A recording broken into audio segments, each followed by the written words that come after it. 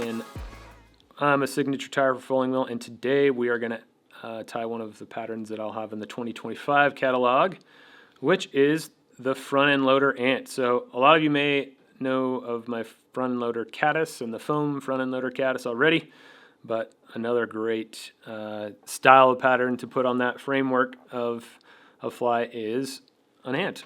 So we're going to start with just some 16-aught black thread. I have a size 16 Fulling Mill 50/50, the ultimate dry hook in the vise. And we're just going to wrap to the back. I'm going to go ahead and just put one more thread layer on there to lock everything down and make sure it doesn't slide around. I have some Fulling Mill Tactical Dry Fly Dub here in black. And we're just going to tie that on.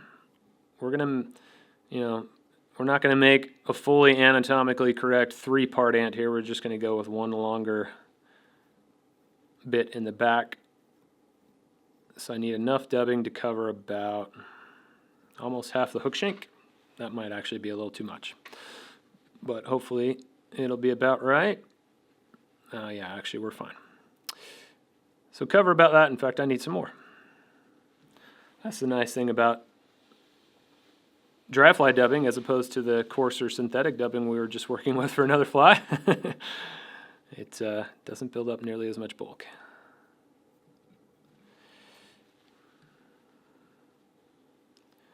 All right, so there you go. There's the back half of the fly. Now we're going to tie in the wing. So basically this is kind of a flying ant style pattern. I don't really tie non-flying ant patterns. I suppose you could do this with just the indicator post and make it a standard ant, but I've never had fish that decided that a flying ant was less good than a regular ant for me. So I pretty much do flying ants for everything because it helps the pattern float a little better too. So what I've done is I've taken a CDC feather here, and you'll notice I have it cut into 3 parts. I basically took one feather, chopped it in 2, and added another half from a third. So let me show you what one of these looks like on its own. This is how I prep a feather for any dry fly wing. I cut the tip out of that CDC feather, and then I want to cut them so they're maybe 1/3 to 1/2 inch long on the quill. And that gets me so that I can get the fibers that are all about the same length, and I don't get any quill in the wing itself. If you get quill in there, it really stiffens things up, and I tend to actually miss fish sometimes because the quill hits them and pushes the fly out of the mouth.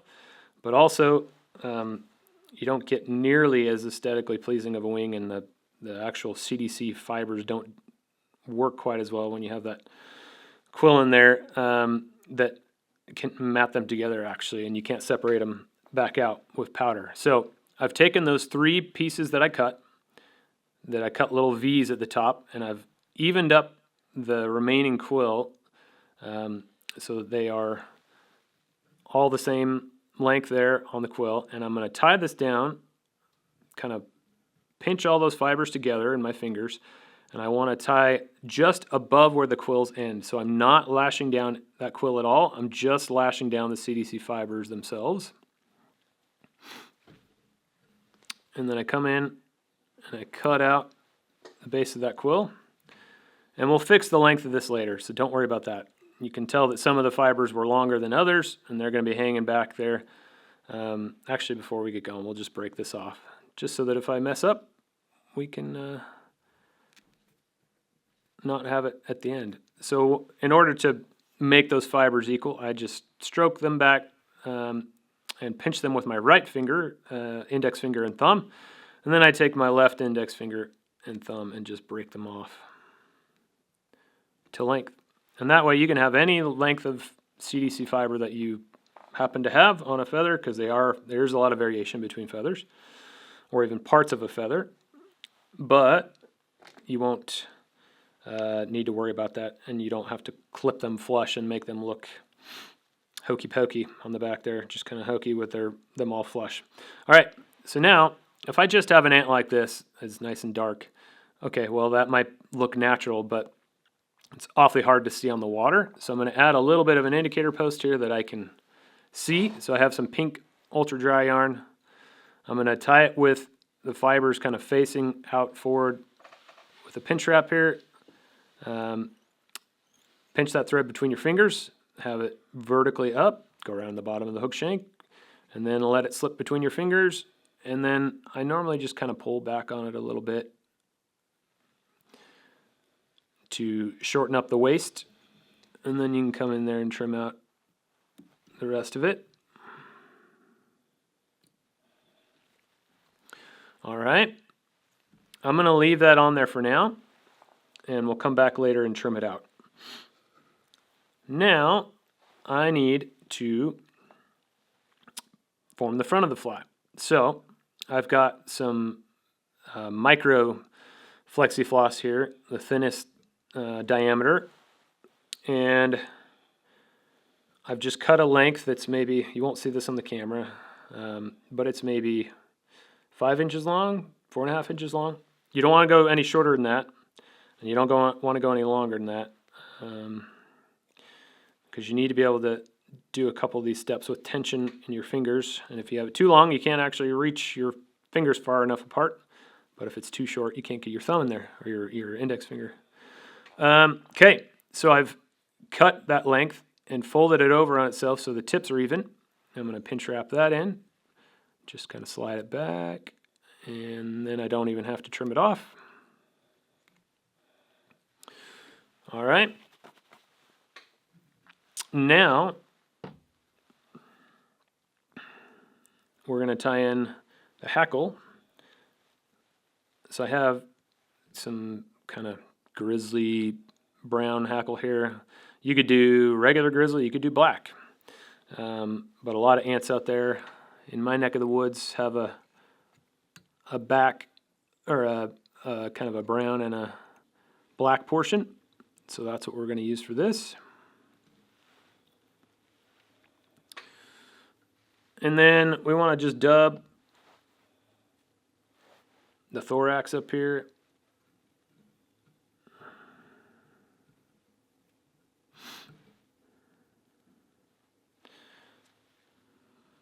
So get you a little more of that black dubbing. And form the front of the fly. That's a little bit too thin, so we're going to do a little bit more. Don't crowd the eye of the fly here. I've actually probably gotten as close as I possibly can. You want to leave at least a little bit of space for some thread wraps there, because we're going to tie off the hackle there. So the reason I wanted to leave this indicator post is those fibers can get kind of wound up in the hackle if you trim them off. So I left them long so they would drape back, and actually I'm going to put them in the material clip that's back here to keep that tight. And you can actually see there's one pink fiber trying to get in there. We want to get that out if we can. All right, so now take your, you won't see this in the close-up shot, but I've put my index finger in this loop of Flexi Floss, and that's going to keep that loop under tension. And then I'm going to take the hackle and just wrap up 1, 2, 3, 4, 5 times, and they're just spaced a little bit in between. I want it to basically be as long as I can go over the top and then have it exactly to that tie-in point where the thread's at. So that's how far I'm wrapping up. And then I wrap back down to the base.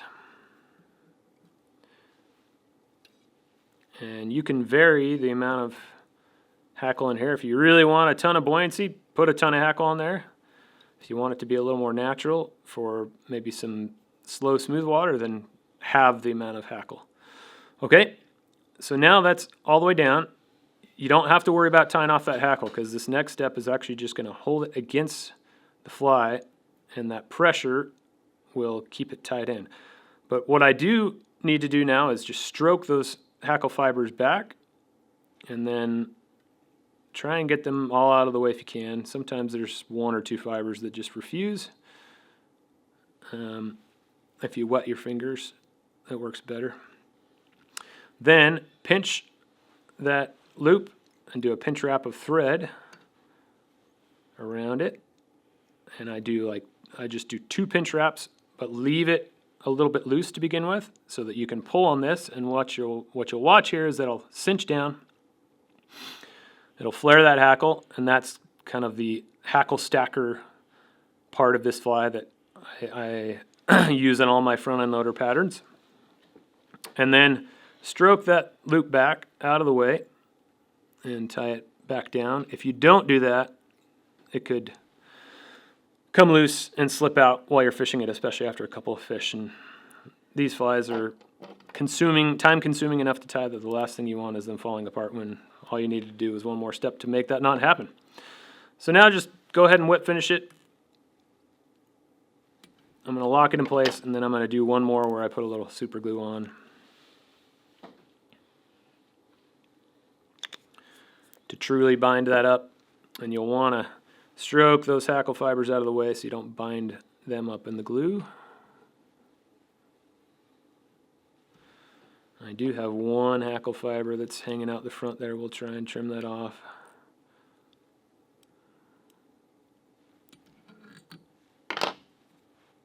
And when you get to cut that thread, don't come in there and snip, because you're going to snip some hackle fibers. Just take your blade and jab the thread out. And the same goes for this flexi floss. Get in there with your tips and just jab it out. And also for the hackle. So those are all trimmed. I'll just stroke out the hackle fibers here to make sure I don't have any weird stragglers. It looks pretty good overall. I think I already got that one hanging over the front, but there's a little bit left, so we'll just make sure it's flush. That's just aesthetics. Fish don't care on that. But then the last thing I'm going to do is trim off this indicator post.